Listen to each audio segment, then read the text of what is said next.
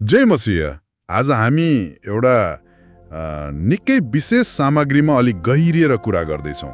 शीर्षक छ स्वर्गबाट पृथ्वीमा एउटा राजा जसले गोठ रोजे। जय मसी। हो, यो शीर्षक आफैमा कति गहिरो छ हैन? स्वर्गको राजा अनि रोजाइ चाहिँ गोठ। एकदम। यो सामग्रीले स्वर्गमा भएको एउटा ठूलो योजनाको कुरा गर्छ। परमेश्वरले मानिसलाई पापबाट बचाउन आफै पृथ्वीमा आउने सोच्नुभयो। तर कथा त्यति मात्रै होइन, उहाँ कसरी आउनुभयो भन्ने कुरा झनै अचम्मको छ। हो नि, कुनै शक्तिशाली राजा जस्तो होइन, सैनिक जस्तो होइन, तर एउटा सानो बालक येशूको रूपमा। आउनुस् न त, यो कथा र यसको अर्थ के हो अलिक खोतलौं। हुन्छ। कथा सुरु हुन्छ नाजरत शहरकी एउटी युवती मरियमबाट। सामग्री अनुसार स्वर्गदूत ज्याब्रिएल उनी कहाँ देखा परे। एउटा साधारण युवतीका स्वर्गदूत हो, अनि घोषणा गरे कि मरियमले पवित्र आत्माद्वारा एउटा छोरा जन्माउनेछिन्। नाम येशू राख्नुपर्ने रे, उहाँले नै मानिसहरूलाई पापबाट बचाउनुहुनेछ भनेर। पवित्र आत्माद्वारा? यो त खै विश्वास गर्ने गाह्रो कुरा। अनि मरियमको त युसुफसँग बिहा हुन लागेको थियो नि। युसुफ त सुरुमा अलि दुविधामा परे, तर पछि स्वर्गदूतले सपनामा सम्झाएपछि यो ईश्वरीय योजना रहेछ भनेर माने। अनि त्यसपछि ठिक त्यही बेलातिर त्यो सम्राट अगस्टसले जनगणनाको आदेश दिए क्या। जनगणना? त्यसले के असर गर्यो त? त्यसले गर्दा मरियम र युसुफलाई आफ्नो पुर्ख्यौली ठाउँ मतलब बेथलेहेम जानु पर्यो। मरियम गर्भवती थिइन् त्यो बेला। ओहो, गर्भवती अवस्थामा लामो यात्रा पक्कै गाह्रो भयो होला है। एकदमै। अनि बेथलेहेम पुगेपछि झन समस्या। सहर त मान्छेले खचाखच थियो जनगणनाले गर्दा। कतै बाँस बस्ने ठाउँ पाएनन् होला। पाएनन्। सरायहरू सबै भरिएका। अन्तमा उनीहरूले एउटा कस्तो भन्ने नि सामान्य गोठमा आश्रय लिनु पर्यो, जहाँ चौपाया बस्थे, गोबर गनाउने ठाउँ। के रे, गोठमा? स्वर्गबाट आउने राजाको जन्म? यो त हो, यही त हो अचम्मको कुरा। त्यो सामान्य सायद चिसो रातमा संसारका राजा भनिएका येशू जन्मनुभयो। मरियमले उहाँलाई कपडामा बेरेर त्यो जनावरले घाँस खाने डुण्ड हुन्छ नि, खोर हो, त्यसमा सुताइन्। कति असामान्य सुरुवात। साँच्चै दरबार होइन, साधारण भन्दा साधारण ठाउँ।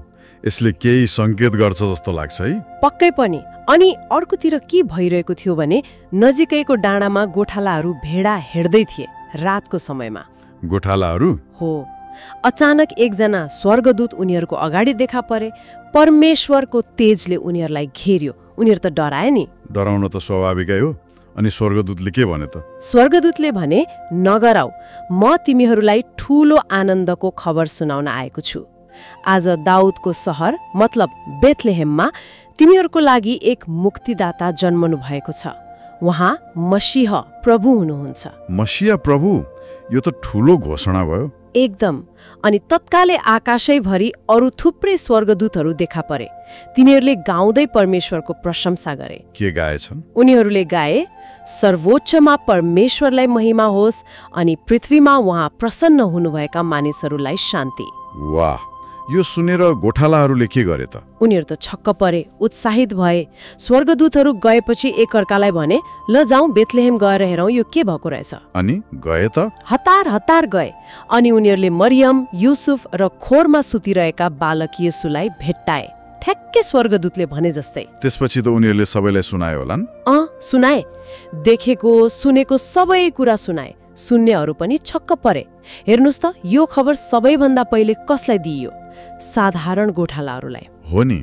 अब मुख्य कुरामा आऊ। सामग्रीले पनि प्रश्न गर्छ, किन दरबार होइन यस्तो गरिबको गोठ? यसको जवाब सामग्रीले नै दिन्छ। किनभने उहाँ सबैका लागि आउनु भएको थियो। धनी, गरिब, ठूलो, सानो, सबै जात जाति, सबै उमेरका मानिसका लागि। मतलब उहाँको जन्मस्थानले नै उहाँ सबैसँग हुनुहुन्छ भन्ने देखायो। एकदम। यदि उहाँ दरबारमा जन्मनु भएको भए ती गोठालाहरूले सायद भेट्न जाने आँट पनि गर्दैनथे होला नि, होइन र? त्यो त हो।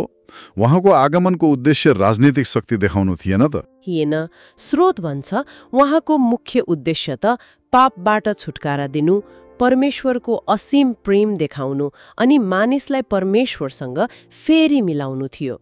यो आत्मिक उद्धारको योजना थियो। त्यसो भए यो खाली एउटा पुरानो कथा मात्रै होइन रहेछ। होइन, यो कथा आज पनि उत्तिकै सान्दर्भिक छ। यो सबैका लागि हो।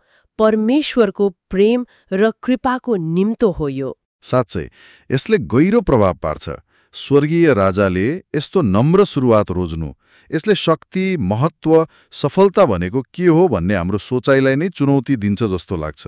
हो त नि, सायद साँचो महानता पद, प्रतिष्ठा वा सम्पत्तिमा होइन कि प्रेम, सेवा र नम्रतामा पो छ कि? यो प्रश्न हामी सबैले सोच्न सक्छौँ। एकदम। जय मसीह। जय मसीह।